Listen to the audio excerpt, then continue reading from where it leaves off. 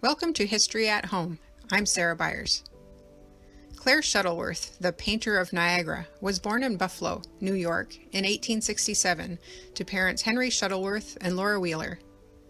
Claire became an internationally known artist, working in oils, watercolor, and pencil to create over 100 works depicting the Niagara River and Niagara Falls. As a young girl, Claire was sent to St. Agnes School in Albany to study music. It was there that she discovered painting. She went on to study at the Buffalo Art Students League and in New York City before traveling to Italy and France to continue studies there. In 1896, her work began to be exhibited at the Paris Salon. This continued until 1899. Returning to Buffalo in 1900, Claire lived and worked at 370 Elmwood Avenue in Buffalo.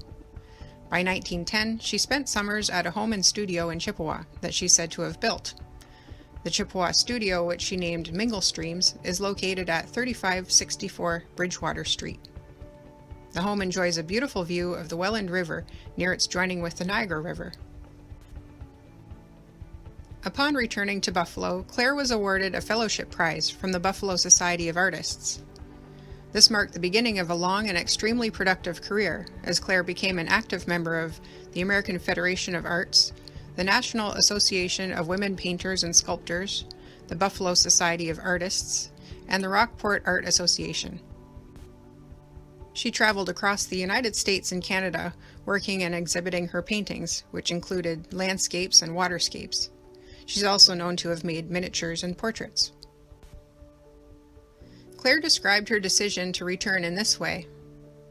I came back to our Niagara River with increasing admiration and love for the delicate beauty of coloring, and the majesty of its breadth, and its rushing waters.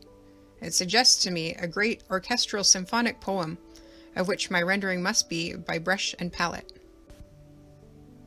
Ray Corey Bond, Chippewa historian and a neighbor of Claire's, provided an interesting notation on the artist's talents in the book Peninsula Village. She wrote, "Miss Shuttleworth was an accomplished musician, even doing a little composing, and had it not been for the fact that she was deaf, the musician in her might have overshadowed the artist." There is an additional motivation to Claire's work that she described in her own words. The river thrills and saddens one.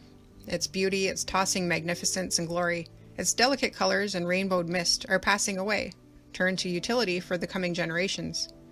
Even now I notice the changes which the last few years have wrought, and I hope that perhaps someday my canvases may help to show what these waters were in their days of beauty and might, and that my labor will not have entirely been in vain. Bond described the local impact of Claire's work. When the present railway bridge at Niagara Falls was in process of construction, she painted a picture which is a marvel of engineering detail, and it was bought later by the railway company. A charming peaceful view of Chippawa, seen through a veil of old willows, is now at the YWCA in St. Catharines. A painting of hollyhocks against the background of the old Clifton Hotel at Niagara Falls was borrowed by the management to hang in the suite occupied by the Duke of Windsor, when as Prince of Wales he came to Niagara Falls.